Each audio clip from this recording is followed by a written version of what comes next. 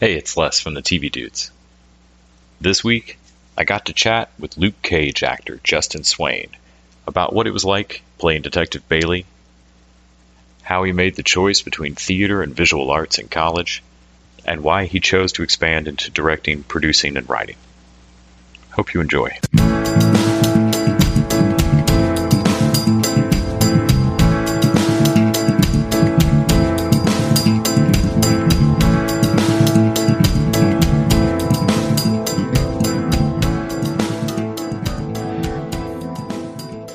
I had read in other interviews that you had been both into painting and acting as a kid, and kind of had to make that choice when you hit college.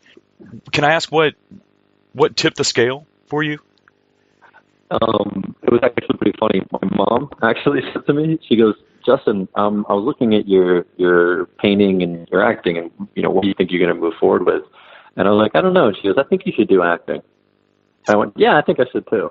And then I just continued acting, and I kept the painting on the side as more of like a release and an art form. So I kind of keep that for me. And then, because once your art becomes your profession, there's all of the kinds of things that go into it. Yeah. So that's why I thought that performing and acting and stuff had a bigger upside, I think, than painting and things like that. So I just kind of keep that for myself. I have a bunch of paintings around my apartment, and luckily my wife really likes them, thank God. So she allows me to display them. That's great. Yeah, I definitely, success in acting looks a lot different, I think, than success in painting if you're still alive. So I think you probably made the right call there. You have to die to make any money. Yeah. So you are now playing, or have been now for a little while, Detective Mark Bailey on Marvel's Luke Cage. Can you talk a bit about the blind casting process that went into that? I know it was kind of codenamed at the start, Marvel's trademark secrecy. Yeah, that was actually what made it twice as fun and twice as exciting. I was actually going to a couple auditions that day, and it was really, the one in the morning was actually the one I really wanted, because I'd gotten two scripts, and the script for the morning was a show that we used to be on. It's called Limitless. It was a pretty cool part. It was an FBI agent. I was excited to go in. It's also like an 80-degree day in New York City, so I was in a suit, like sweating, and did all this preparation, and I went in, and frankly, it just did not go that well. So when I left that audition, I actually was kind of bummed, and kind of looked at the next one, and they'd really just sent over this thing, and they said it was from Disney, and I had to sign an NDA, and I think that it's pretty well known now that like the code name was Tierra. So I thought that, this was like some like princess show, but I noticed that there was this kind of like biting like cop language in it too. So I'm like, what is this? Some like weird princess Disney comedy cop show? Like, is this like Brooklyn Nine-Nine? Like what is this? And so when I went in, I just had no clue what it was actually for, because really you just kind of have words on a page on a Word document. And I love the casting director that brought me in for it, and I was kind of just talking to her a bit like before we went into doing the actual audition, and we were kind of goofing on a few different things, and finally she's like, okay, let's do this. So I was like really relaxed and kind of devil may care, because I'd already failed that morning, and I was like, I don't care, like this will just be a lot of fun. And I was kind of irreverent, and it just worked with the language, and then boom, on the way out, she was asking me these like questions. Have you done anything for Netflix in the last 6 months? Have you ever worked on a Marvel show? No. She's like, well, maybe you might. I'm like, I really hope I do. and so it was great. I left, and then I got the call. I was actually heading up north. I was with my wife, and we were in a convertible. My agent called and was like, you got it. And I was like, what? She's like, you got the audition today. And they got confused. They thought it was the one in the morning. And I was like, there's no way I got that. Like, you're crazy. So we pulled over to the side of the road. So I couldn't hear because we were in a convertible. They're like, no, it's this thing, Tierra. And I was like, oh, I don't even know what that is. Like no, neither do we. Like, nobody knew. And so I went home and I did some digging and found out that it was Marvel. And then I got really, really excited. And I got this really cool email that was like, okay, welcome. You're now part of the Marvel Cinematic Universe. I was like, that's incredible. And, then we started getting really excited. We did research on the comics, and I found out that my father-in-law was a huge comic book fan. He knew all about Luke Cage. And so it was just like off to the races from there, but like a total surprise, a lot of fun. So did he catch the reference on why it was tiara? And That was the first thing he said to me. He literally goes, "Do you know why they called it tiara?" I go, "No." And he goes, "This is why." And he held up the picture of Luke Cage. It was really cool. Oh, that's great. Yeah. So you and your writing partner Kevin O'Donnell are both given special thanks in Beyond Skyline, which is a franchise I'm kind of glad has gotten a cult status or gotten to become a franchise. Can I ask what how you got the nod on that, or what stories behind that? I'm not really sure if I can speak to that as much as I would really love to. All I can say is that like we were really close with some of the people involved in that project, and so we got to work with them in some capacity. And I was really happy to see the movie and to be able to work on it with Kevin in some way. But I frankly haven't gotten the right type of clearance, I think, to truly speak to it. But I really thought the movie was great, and I'm just that's that. I was really proud of that film. I was really great. It was really great to see Kevin was actually in it, and he did a great job, and the people involved in that project were really awesome people. Well, special thanks from me too. I was really thrilled when I heard that they were doing a sequel, and we all kind of sat back and went, "Oh, great!" Yeah, really enjoyed the original. Obviously, you write.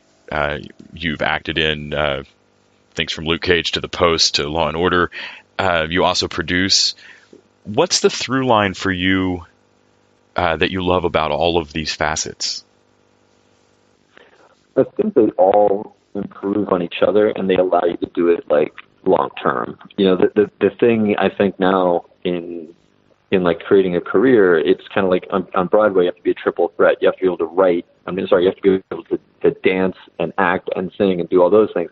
I think when you get into film and TV, if you want longevity, you have to be like a triple threat. You have to get into the production side of things, the writing and the acting, and to continue to generate projects no matter what you're doing. So that's kind of my take on how to attack the industry. And also by doing all aspects of it, it helps inform you when you get to, play your role. So it's like if you really understand writing and structure and story, it can, for me at least, it can also inform kind of where I fit in that story, like in a show like Luke Cage. Really find that part, and you can notice the themes that are going on within the general writing of it. Then you can also, have that inform the way you play your character, your take on different scenes. So I think being able to supply, all kinds of takes, within the art forms that you're using, like it all builds on itself and helps you be creative across, all those platforms, depending on, where you live, like on that particular project, if you know what I mean. Yeah. Yeah, I particularly liked Bailey's role in season 1 against Misty as she was wanting to go with her gut and get more outside the law, and he wasn't a stick in the mud because he was still making these discoveries. I mean, your character's responsible for really catching 2 or 3, great things in the plot there. What for you was the most exciting part for your character arc across the season? Well, it was twofold. Again, because things are so secretive. It's like being, like, I don't know if you've ever seen the movie Princess Bride, but they say to him, like, "Good night, Wesley, sleep well, to ever to kill you in the morning." Like that's what it's like working on the show, because you don't know, like, next week if they're going to be like, "We got to talk to you in the back, just so you know, Bailey wakes up in a pool of blood." You know what I mean? Right. Like, that you just don't know, like, where the story's going. Sometimes, because you're getting things in piece by piece. So that's like a big, kind of exciting part of working on a Marvel show is it does feel, always charged, because you're not sure what the next day is really going to bring. And then I thought what was really fun about the Bailey character opposed to Misty, like you said, he's quite analytical, and it's not that he's swayed either way. He's just stuck with the evidence. He's like, "I'm not going to give you a judgment. I'm just going to tell you where things go." And Misty is going with her gut and saying, "Look, we're going to go do this. I'm going to be impulsive. I'm going to do that." And like, he can kind of stymie her in certain ways, but it's not that he's not trying to help. He's absolutely trying to help and just wants to make sure that she's taking care of herself in the big picture of all of it. So I do think he cares about what happens to her in her life and her career. As an actor, how do you approach that compartmentalization with an eye towards your character arc? I can imagine it being difficult to not try to stray too far down an emotional path that you're then going to have to walk back if you're not as mad at that person next episode as you expected to be. Is it difficult as an actor to kind of plan yourself? I think that like what is really beautiful about working on these shows is, at least in my capacity and what I've been lucky enough to kind of feel when I'm on set, is like it's very much like you're, like for me with Luke Cage, like you're part of a Marvel family, and like every second you're on set, you're really kind of really enjoying your time there, because the people involved in the show are all such amazing people. And so what was really great is if there's certain things I didn't know about where things were going, but somebody else did, like say they shot the day before and like this happened and I wasn't aware of it, they'd be, great to kind of connect with them before the scene and be like, hey, can you brief me on like kind of where we are in this world? Because it's such a vast world. Like, where does this live? And, fill me on these gaps. And you're kind of doing a little bit of that work before you enter into the scene, which makes it simultaneously, you're informed, but also incredibly fresh. So you're able to kind of build something right in that moment. So that's kind of how I work it out, if that makes sense. Do you think kind of filming in a binge Netflix all at once format helps with that camaraderie, or helps with that the team making it happen? Yeah, it feels like a big, gigantic independent film. You know what I mean? Like, really, is it? It feels more like you're shooting something like that, than like a compartmentalized, procedural type show. It's not like that. It feels like it's just this epic film, and you have your place in it, and your piece to play, and so there's a certain degree of like freedom in that, and it's more fun because you can delve into characters, and it's more like a long form. It's like a novel instead of a short story. So that's kind of how I look at it. You've also stepped out into directing with a short, The Dark Line. Can you talk a little bit about that and what went into planning to make that a short and putting that project together? Yeah, it was a piece that we were pitching, and we thought that we kind of create like a little short to go along with it. Mm-hmm. And we got a little bit of funding, and we were able to kind of go up to my hometown in New Hampshire and bang it out. And I got behind the camera, and with my partner, we co-directed it, and it went from there. It was just kind of a nice, quick little thing that we could show as like an experience we could give people in regard to a script we wrote, and say, hey, look, this is kind of where we see it. This is how it feels. It was a lot of fun. It was definitely a lot of fun to direct and get behind the camera and everything. But that was just kind of a quick thing that we shot, and it still lives somewhere online. It made it to a few festivals, and it was kind of cool. Do you have a dream project that you could throw, if you just had unlimited means and a year, do you have a dream project you would want to do in a sabbatical? This is a question of something I'd like to be a part of. There's actually two things that are coming up that are really funny, and if these people are listening at all, I would love to have them reach out to me. But I know, or I read on Deadline, that they're doing kind of a long-form version of Middle-earth and The Hobbit and The Lord of the Rings. Is something that is in development. I would love to be a part of that. I actually, a long time ago, wrote a letter to Peter Jackson when I knew that they were filming The Hobbit and requesting an audition. And I sent it to him in New Zealand, and I actually heard back, and I got a chance to go in and audition for The Hobbit. I didn't get it, but if they're coming back and they're doing some stuff on Amazon, that would be amazing. And I'm really kind of a fan of these books that they're turning into a film and or a series as well, called The Vampire Chronicles, which I think could be a really interesting series. And they're actually pulling that out of the gate, I read somewhere. So those are two projects right now that are on my radar that I would love to be a part of. Is The Vampire Chronicles, is that the Anne Rice? Yeah, it's the Anne Rice books. Yeah, I saw the interview with the vampire with Brad Pitt and Tom Cruise, and that was really cool. But I think what they're doing is they're going to turn that into a whole series, and that could be really interesting. That's definitely one. I read those when they were originally coming out. They, that's definitely a series that is ripe for a redo. That movie didn't close the door on that at all.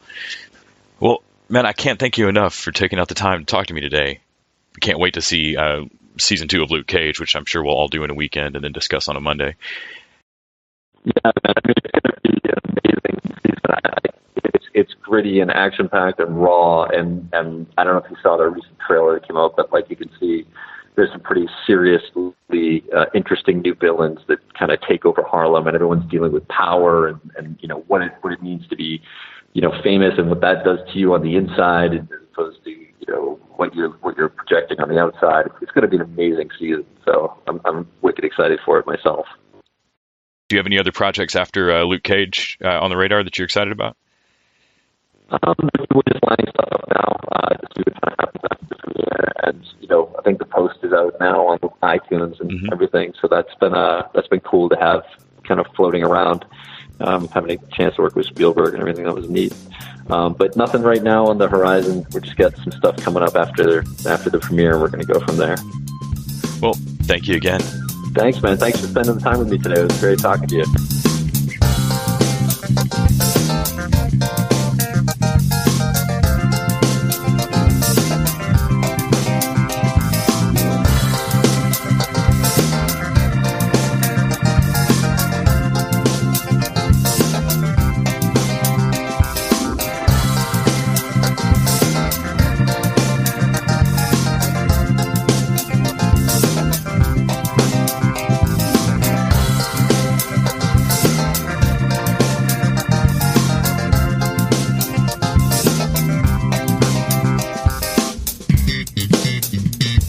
The TV Dudes is an independently run podcast and a member of the Electric Sweater Podcast Network. We are exclusively listener-supported. If you'd like to help us out, go to patreon.com/tvdudes. You can like us on Facebook and Twitter @TVDudes. All the music for our show is by our friend and original TV Dude, Gregory J. Amani Smith. To find out more about us, go to thetvdudes.com and electricsweater.com. I'm Grant Davis. Thanks for listening.